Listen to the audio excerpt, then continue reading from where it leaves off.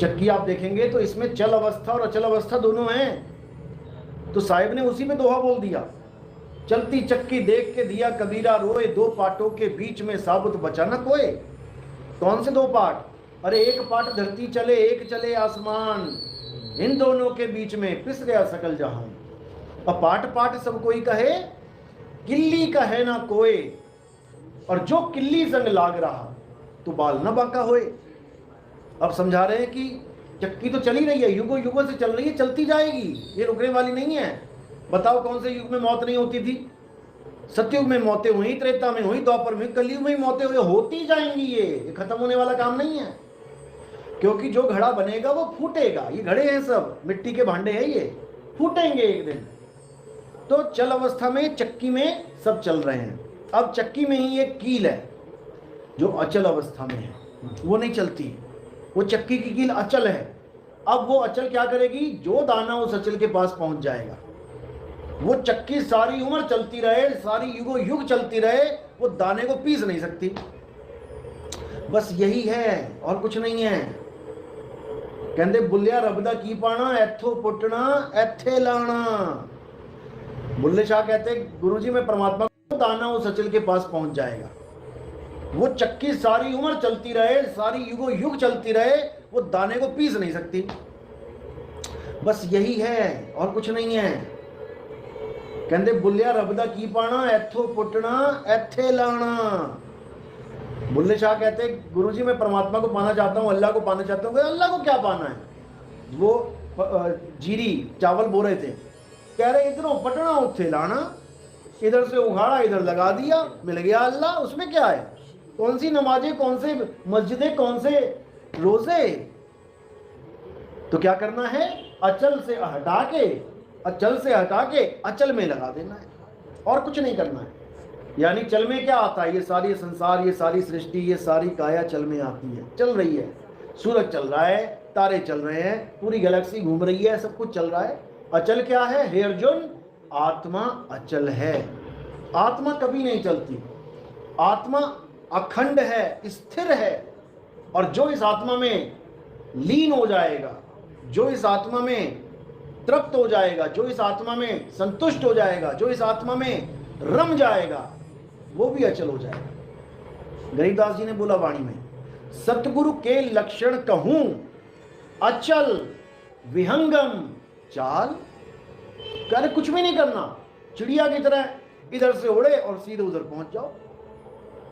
यानी चल अवस्था से हटे, सीधे अचल हो जाना है, कुछ नहीं करना। चाहे तुम्हें कोई गोली मार दे तब भी तुम्हारा कुछ नहीं बिगड़ने वाला। क्यों? क्योंकि तुम चल से हटाओगे ध्यान, अचल में लगा लोगे, और एक माइक्रो सेकंड में तुम कहीं से कहीं पहुंच जाओगे। कहते हैं जितनी मन की गति है उससे करोड़ गुना तेज सूरत की गति है, लेकिन ये अपने आप को भूली बैठी है, इसको अपनी गति का पता ही नहीं है, इसको अपनी विहंगम चाल ही भूली बैठी है, इसीलिए पकड़ी जाती है। तोता एक शिकारी नहीं पकड़ सकता। कैसे पकड़ेगा? जब तोता मिर्ची को पकड़ेगा। बंदर को एक शिकारी नहीं पकड़ सकता। बंदर को कैसे पकड़ेगा? जब बंदर चना को पकड़ेगा। सूरत को ये काल नहीं पकड़ सकता। कैसे पकड़ेगा? जब ये सूरत शरीर को पकड़ेगी तो पकड़ा गया। उसके बाद नाना प्रकार की योनियों में भटकाएगा, कभी शेर बन के, कभी चीता बन के, कभी हिरण बन के, कभी भैंसा बन के आना पड़ेगा इस दुनिया में, क्योंकि तुमने चल को पकड़ रखा है। चल को पकड़ा है तो फिर चलते ही जाओ। तो अब क्या करना है? अब अचल को जान लेना है, और अचल हमारे पास है, किल्ली चक्की के पास है, कहीं दूर नहीं है कि कहीं जाने की जरूरत है, तुम्हें केदारनाथ जाना पड़ेगा या तुम्हें शिरडी साईं बाबा के जाना। वो तुम्हारे पास है, तुम्हारे संग है। इसीलिए कहते हैं परमात्मा हमारे अंग संग है। अंग संग का मतलब ये नहीं कि तुम्हारे अंग तो यहाँ पड़े और तुम जा रहे हो मंदिर में। अंग संग का मतलब तुम्हारे अंग के संग है वो। अब कौन से अंग के संग है? मेरी उंगली भी एक अंग है। यहाँ पे है क्या? ये यहाँ पे है क्या? यहाँ पे है क्या? यहाँ पे है क्या? यहाँ पे कहाँ पे है वो? उसका भेद सतगुरु बताता है कि उसका सिंहासन लगा है तो कहाँ लगा है? लगा तुम्हारी काया के साथ ही है कहीं ना कहीं, जो कि अंग संग है, लेकिन वो दिखता नहीं है। और दिखेगा कैसे? सूरत के माध्यम से। कहते है प्रगट पर दिखत नाही, सतगुरु सैन सहारा हो, और आवे न जावे जन्मे नहीं मरे, सो निज पीव हमारा हो। कहते है प्रगट पर दिखत नाही, जैसे करंट की तार है, नंगी तार है जैसे सड़कों पे होती है, देखो अब उसमें करंट है लेकिन तुम्हें दिख नहीं सकता, तुम्हें तार दिखेगी ये बिजली की तार जा रही है लेकिन करंट नहीं दिखेगा तुम्हें। है प्रगट, लगाओ जरा बल्ब उसमें तारे, देखो जलेगा।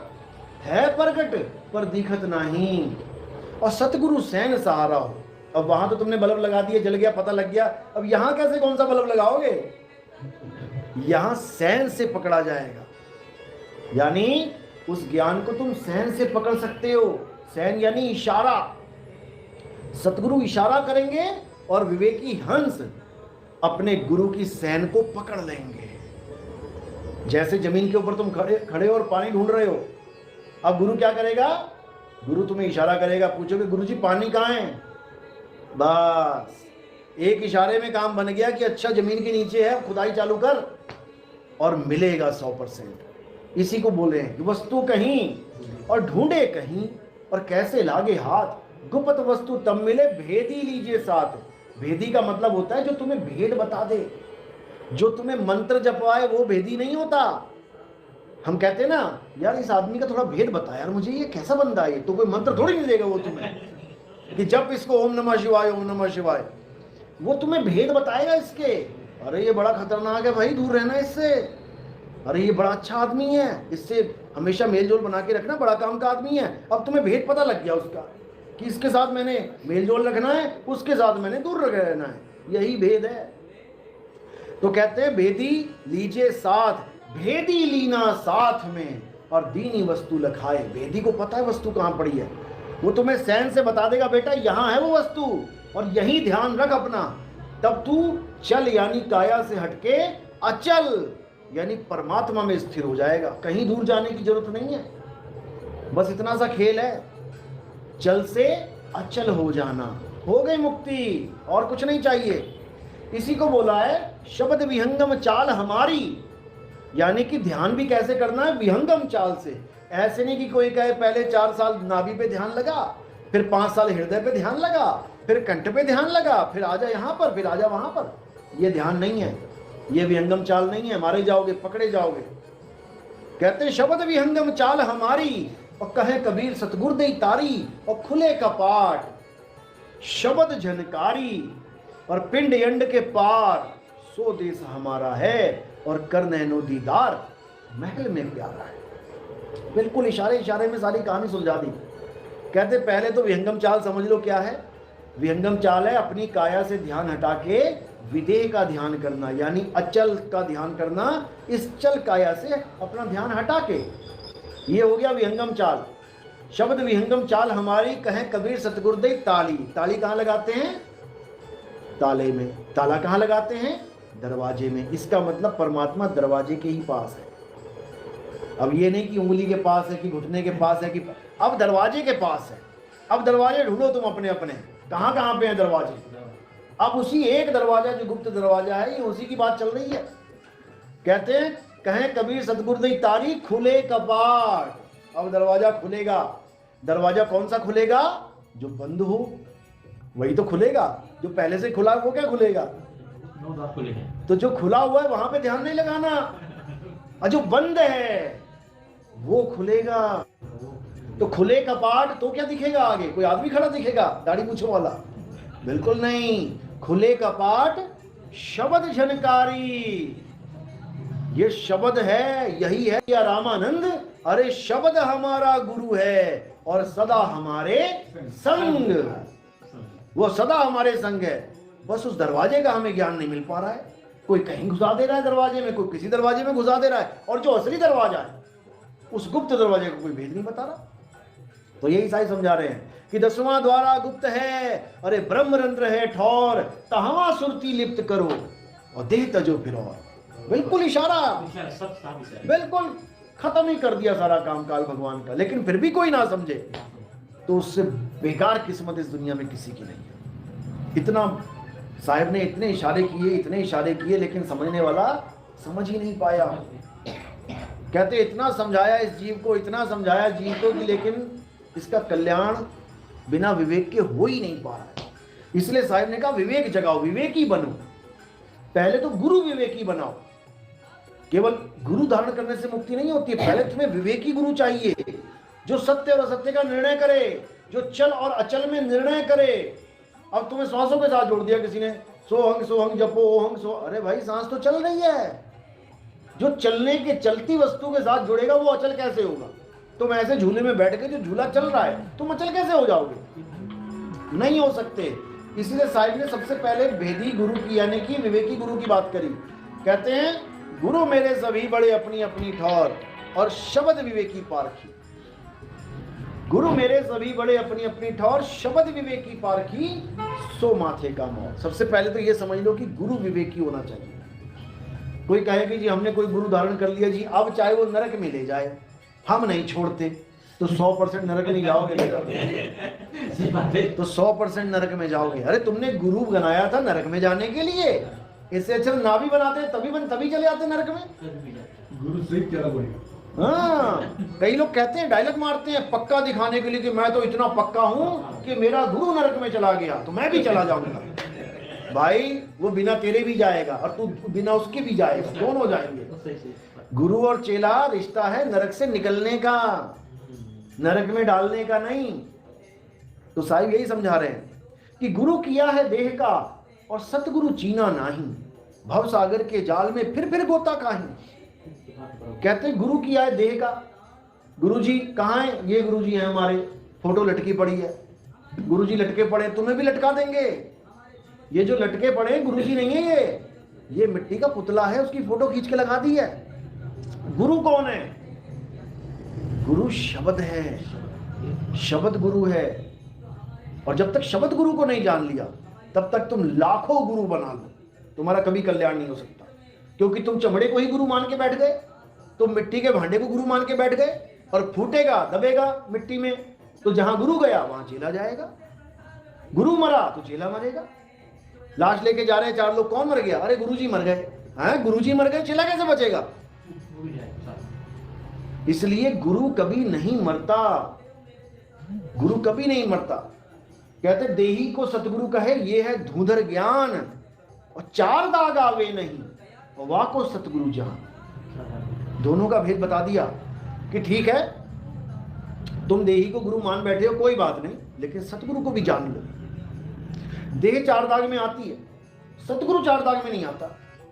4 दाग कौन से? जन्मना, भोजन करना, ब्याह शादियां करना, और अंत में मर जाना। ये 4 दाग काया को लगे हैं, ये गुरु को नहीं लगे हैं। गुरु कौन है? गुरु आत्मदेव है, गुरु शब्द है। तो सबसे पहले तो आत्मा ना जन्मती है ना मरती है, यानी गुरु ना मरेगा ना जन्मेगा।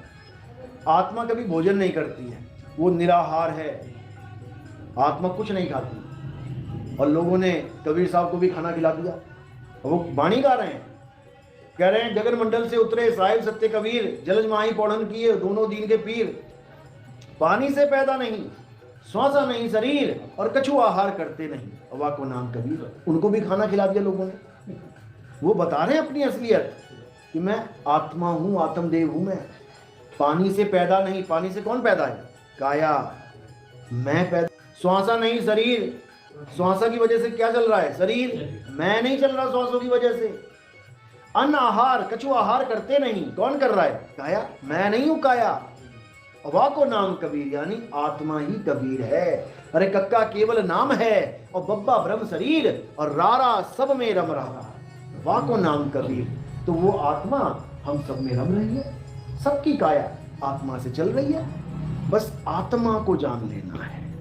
जब आत्मा को जान लोगे तो समझ लो कि परमात्मा मिलेगा। खुद में आओगे तो खुदा मिलेगा, आत्मा में आओगे तो परमात्मा मिलेगा। इसलिए गुरु ग्रंथ साहब में बिल्कुल क्लियर लिख दिया कि आत्म में राम और राम में आत्म। जिस दिन तुमने आत्मा में राम खोज लिया, उस दिन राम में ही आत्मा मिलेगी तुम्हें। यानी गंगा नदी जिस दिन समुद्र में चली गई तो समुद्र में गंगा है और गंगा में ही समुद्र आ गया, दोनों एक हो गए। अब उसको कोई अलग नहीं कर सकता। तो जहां मालिक का सिंहासन लगा है उस दरवाजे के बाहर बस तुमने वहां अपनी सूरत को पहुंचाना है। काया यहीं पड़ी रह जाएगी मिट्टी, और सूरत वहां पहुंच जाएगी। तो कह रहे हैं अब तो जाए चढ़े सिंहासन और मिले हैं सारंग पानी, राम कबीरा एक भये हैं और कोई ना सके पहचान। कहते राम और कबीरा एक ऐसे हो जाएंगे कि फिर कोई उनको पहचान ही नहीं पाएगा कि किसको राम बोलूं किसको कबीर बोलूं।